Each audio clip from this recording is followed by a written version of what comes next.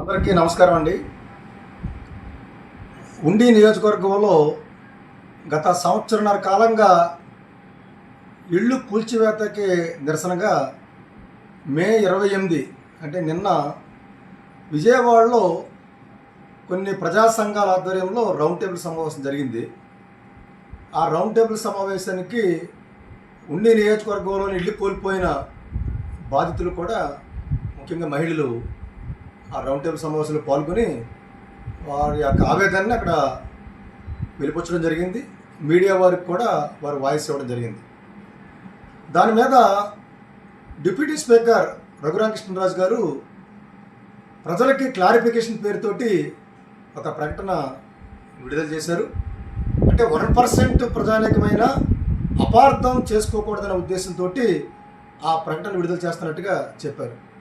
కానీ ఆయన చెప్తున్నటువంటి ఏవైతే ఆ ప్రకటనలో ఉన్న విషయాలు ఉన్నాయో అన్నీ అవాస్తవాలు, అసత్యాలు తప్ప నిజాలు కాదు.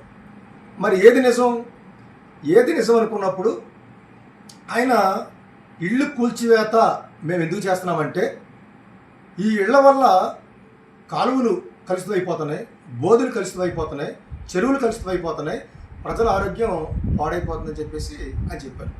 ఇది నిజమా? వీళ్ళు కనీసం 50 ఏళ్ళ నుంచి 70-80 సంవత్సరాల నుంచి పేదలు ప్రభుత్వ భూముల్లో నివాసం ఉంటున్నారు. మరి ఎప్పుడూ లేని కలుషితం ఇప్పుడు ఎలా వచ్చింది?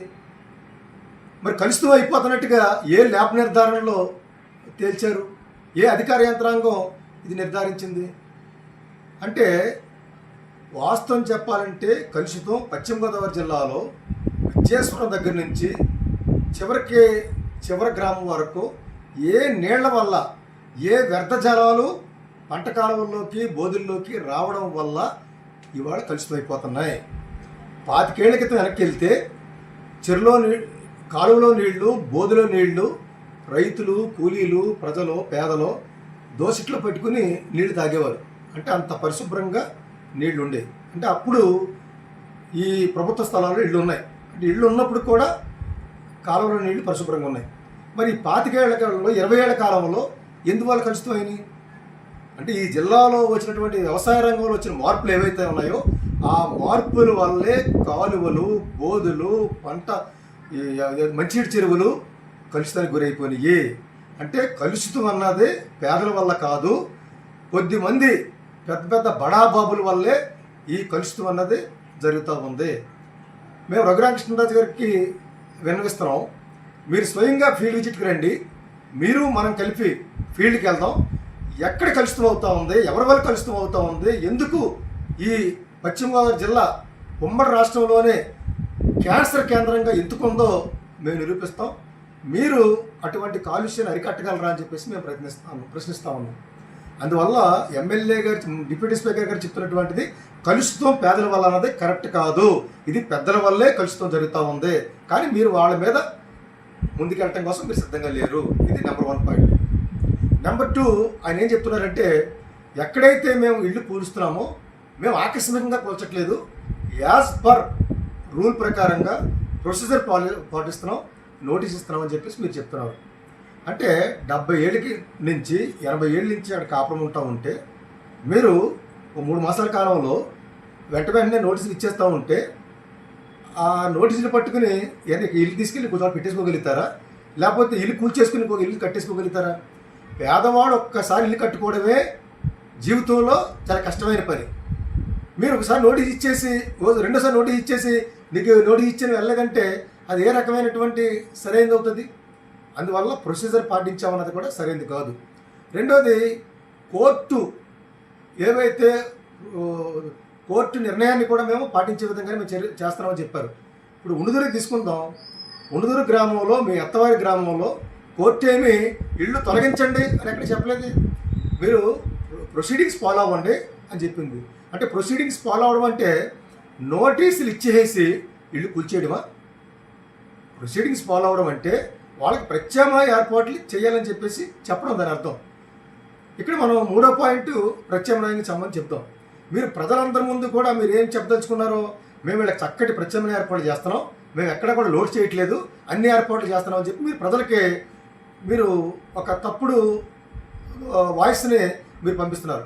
మేము నిరూపిస్తాం. ఈ సంవత్సరాల కాలంలో ఎక్కడైతే కూల్చివేయబడ్డ ఉన్నాయో మీరు ఎక్కడ ప్రత్యామ్నాయాన్ని సరైన ప్రత్యామ్నాయాన్ని మీరు చూపలేదు. మీ కూటమి ప్రభుత్వం ఏం హామీ ఇచ్చింది? మేము అధికారంలోకి వస్తే ప్రభుత్వ స్థలాల్లో నివసిస్తున్న వారికి 2019 నాటికి ఉన్న వారికి మేము పట్టా ఇస్తామని చెప్పారు. మీ కూటమి హామీ ప్రకారం అయితే మీరు పట్టా ఇవ్వాలి వీళ్ళందరికీ. ఒకవేళ పట్టా ఇవ్వలేని పక్షంలో వాళ్ళ జోలికి వెళ్ళకూడదు మీరు. కానీ మీరు చేసింది ఏంటి? పట్టా ఇవ్వకపోగా ఇళ్ళు కూల్చుతాకు వచ్చారు. మీరు మరో హామీ ఇచ్చారు. గ్రామీణ ప్రాంతంలో 3 సెంట్లు ఇళ్ల స్థలం ఇస్తామని చెప్పారు. కానీ మీరు అన్ని చోట్ల మీరు ప్రత్యామ్నాయ స్థలాలు ఇవ్వలేదు. ఇంకా చాలా చోట్ల మీరు ఏఎస్ఆర్ నగర్లో కూడా ప్రత్యామ్నాయం కూడా చూపించకుండా రోడ్ల మీద ఉన్న జనం ఉన్నారు. మీరు కొన్ని చోట్ల ప్రత్యామ్నాయం ఇచ్చారు. ఎంత ఇచ్చారు? మీరు సెంటున్నర ఇచ్చారు. సెంటున్నర విషయంలో గతంలో మీరు ఏ కామెంట్ చేశారు అంటే మీ కూటమి నాయకులు బాత్రూమ్ కట్టుకోవడం కూడా సరిపోదని చెప్పేసి గత ప్రభుత్వం మీద మీరు ఆరోపించారు. మరి ఇప్పుడు మీరు కొత్తగా స్థలాలు సేకరించి ఇటువంటి బాధితులకి 3 సెంట్లు స్థలాలు ఇవ్వాలి మీ కూటమి ప్రకారంగా. మీరు ఎంత ఇస్తున్నారు? సెంటున్నర ఇస్తున్నారు. ఇక్కడ కూడా మీరు అన్యాయమే చేశారు. ఇది సరైనది కాదు. మరి ఈ సెంటున్నర కూడా ల్యాండ్ ఫిల్లింగ్ చేశారా? మీరు ఉండిదరికి తీసుకుందాం, 6-7 అడుగులు పూడిస్తే తప్ప అక్కడ ఇల్లు నిర్మాణం చేసుకోలేరు. మరి మీరు ఈ రకంగా చేసి మేము ప్రత్యామ్నాయం చూపించేసాం అంటే ఎలా సాధ్యం అవుతుంది? ఇక్కడ 5 లక్షల రూపాయలు, 10 లక్షల రూపాయలు, 20 లక్షల రూపాయలు అప్పులు చేసుకుని శ్రమ తోడ్చి రూపాయి కష్టపడి సంపాదించుకున్న డబ్బులు ఇల్లు కట్టుకున్నారు. ఇది కూల్చేశారు. ఇది కూల్చేస్తే మీరు అక్కడ సెంటున్నర గొయ్యి ఇచ్చారని చెప్పేసి అందరికీ ఇల్లు కట్టేసుకోగలుగుతారు వాళ్ళు. అది ఎలా సాధ్యం అవుతుంది? అంటే ఇక్కడే మేము ప్రధానికంగా విజ్ఞప్తి చేస్తున్నాం. అసలు ఎక్కడైనా ఇల్లు కూల్చాలన్నది ఎవరు నిర్ణయిస్తారు? అంటే ఒక ఎమ్మెల్యే ఇల్లు కూల్చాలని చెప్పేసి ఆయన నిర్ణయం చేసి ఆయన పడగొట్టేస్తారా? అది ఎమ్మెల్యేకి ఇల్లు కూలగొట్టే అధికారం ఎక్కడైనా ఉందా? ఎక్కడా కూడా ఎమ్మెల్యేకి ఇల్లు కూలగొట్టే అధికారం లేదు. మరి ఎవరు నిర్ధారించాలి? ఇది ఒక స్టేట్ పాలసీగా రావాలి.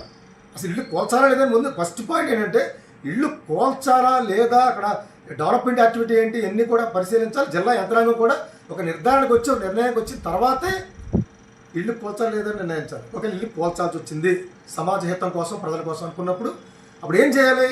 వాళ్ళకి ప్రత్యామ్నాయంగా స్థల సేకరణ చేసి, ల్యాండ్ ఫీలింగ్ చేసి, మౌలిక సౌకర్యాలు ఏర్పాటు చేసి ఇల్లు నిర్మించి అప్పుడు ఇక్కడి నుంచి అక్కడ వెకేట్ చేయాలి తప్ప మీరు నిర్దాక్షిణ్యంగా కూలగొట్టేసి వాళ్ళు రోడ్డు మీద పడేస్తే వాళ్ళు ఎలా బతుకుతారు? ఉన్నదురే తీసుకోండి. 80 ఇళ్లలో 2 కుటుంబాల్లో గర్భిణీ స్త్రీలు ఉన్నారు. అంటే అమ్మగారింటికి పురుడు పోసుకోవడానికి వచ్చారు, ఇల్లు కూల్చేశారు. మరి ఇల్లు కూల్చేస్తే వాళ్ళ ఎక్కడికి వెళ్ళే అవకాశం లేక అదే చెట్టు కింద అక్కడ బరకాలు వేసుకుని, అక్కడ మంచాలు వేసుకుని పడుకుని అక్కడే వండుకుని తింటున్నారు. మరి ఇది ఏమి ప్రత్యామ్నాయం చూపించినట్టు? అందువల్ల ప్రజానేకని మేము విజ్ఞప్తి చేస్తున్నాం. కలుషితం అన్నది కరెక్ట్ కాదు. ప్రొసీడింగ్స్ ఫాలో అవుతున్నాం అని చెప్పింది కరెక్ట్ కాదు. మేము ప్రత్యామ్నాయం చూపిస్తున్నాం అని చెప్తున్నది కూడా సరైనది కాదు. మరి నిజంగా చెప్పాలంటే అసలు దీని యొక్క అంతర్లేనివి ఏంటి? ఏ ఉద్దేశంతో, ఏ ప్రయోజనం కోసం ఆయన కూలుస్తున్నారు? ఏ ప్రయోజనం కోసం కూలుస్తున్నారంటే మేము ఇప్పటికే చాలాసార్లు ఆరోపణ చేసాం. సంపన్న వర్గాలు, ల్యాండ్ లార్డ్స్, భూస్వాములు ఎవరైతే ఉన్నారో వాళ్ళకి మేలు చేయడం కోసం. పేదరిళ్ళు ఎక్కడున్నాయి? పేదలిళ్ళు ల్యాండ్ లార్డ్స్ భూమికి ముందు రోడ్డుకి పక్కన ఇవి ఉన్నాయి. ఇవి ఇల్లు ఖాళీ చేస్తే వాళ్ళ భూములన్నిటికీ కూడా మెయిన్ రోడ్డు హంగుగా ఏర్పడుతుంది. వాళ్ళ భూములు విలువ పెరుగుతుంది. వాళ్ళ వాహనాలు యథేచ్ఛగా వెళ్ళటానికి వీలు పడుతుంది. అన్నీ బాగుంటుందని ఉద్దేశంతో వాళ్ళ మేలు కోసం జరుగుతుంది. నిజంగా మీరు నిష్పక్షపాతంగా ఉండేవాళ్ళు అయితే ఉండుదూరులోనే మేము ఆరోపించాం, వీడియోలు తీసాం, మీకు ఫోటోలు కూడా పెట్టాం. గవర్నమెంట్ భూముల్లో వాళ్ళు గెస్ట్ హౌస్ నిర్మించుకున్నారో, షెడ్లు వేసుకున్నారో, మేతలు పెట్టుకున్నారో, వర్కర్స్కి వాళ్ళ పనిచేసే వర్కర్స్కి నివాసాలుగా ఇచ్చారు. మరి మీరు అది ఎందుకు పోల్చారని చెప్పి మేము అడిగాం. మరి ఇప్పటికి కూడా అదే అలాగే ఉన్నాయి కదా. అంటే మరి దీన్ని బట్టి మీకు అర్థమైపోతుంది కదా మీరు ఎవరి పక్షాన ఉన్నారో. మీరు ఉండుదూరులోనే రాజన్ రాజు గారిది మేము పరిశీలించాం. అది ప్రభుత్వ భూమి కాదు, 99 సంవత్సరాల లీజ్ అని చెప్పి చెప్తున్నారు. 99 సంవత్సరాల లీజ్ అంటే ఏ లీజు? ఎవరికి ఇచ్చారు లీజు? ఎవరిచ్చారు లీజ్? అది ఒకవేళ పొందితే ట్రీ పట్టా లీజులు మీరు పొందారు. అసలు ట్రీ పట్టా లీజులు కూడా పేదవాళ్ళకి ఇవ్వాలి తప్ప సంపన్న వర్గాలకి ఏంటి? అంటే సంపన్న వర్గాలు మీ సొంత భూముల్లో ఫలసాయం మీరు పొందుతారు, ఎలాగా మీకు హక్కు ఉంది, కాదంటారు ఎవరు కూడా. ప్రభుత్వ భూములో ఉన్నటువంటి ఫలసాయాన్ని కూడా మీరే పొందుతారా? అంటే కొబ్బరి చెట్లు ఫలసాయాన్ని పేదలు అనుభవించకూడదా? పేదలు అనుభవించడం వల్ల కదా దేశం ముందుకెళ్తుంది, వాళ్ళకు కూడా ఆదాయాలు రావాలి కదా. అందువల్ల మీరు ట్రీ పట్టా పొంది ఆ ట్రీ పట్టాతో పాటుగా ఆ ల్యాండ్లో కూడా మీరు పక్క భవనాలు ఎలా నిర్మిస్తారు, షెడ్లు ఎలా వేసుకుంటారు, గెస్ట్ హౌస్లు ఎలా నిర్మిస్తారు? అంటే మీరు వీళ్ళకి కూల్చేస్తున్నారు, అవి మాత్రం భద్రంగా ఉంచుతున్నారు. అంచేత ఇక్కడ ఎమ్మెల్యే గారు ఏవైతే 3-4 పాయింట్లు చెప్పారో ఇవన్నీ కూడా సరైనది కాదు, అసత్యాలు, అవాస్తవాలని చెప్పేసి ప్రజానీకానికి విజ్ఞప్తి చేస్తున్నాం. ఈయన వాళ్ళకి మేలు చేయడం కోసమే ఈ రకంగా ఈ కూల్చివేతలు జరుగుతూ ఉన్నాయి. అందువల్ల ఎప్పటికైనా సరే ఎమ్మెల్యే గారిని ఈ కూల్చివేతలు ఆపాలి అని మేము విజ్ఞప్తి చేస్తూ ఉన్నాం. అలాగే నిజంగా మీరు ప్రజల ఆరోగ్యము కలుషితం అరికట్టాలంటే మనం ఫీల్డ్ విజిట్కి వెళ్దాం. ఫీల్డ్ విజిట్ చేసి ఎవరి వల్ల కలుషితం అవుతుందో మనం పరిశీలించి ఆ కలుషితం అరికట్టడానికి మనందరం కూడా కృషి చేద్దామని చెప్పేసి ఈ సందర్భంగా ఎమ్మెల్యే గారికి విజ్ఞప్తి చేస్తూ ఉన్నాం.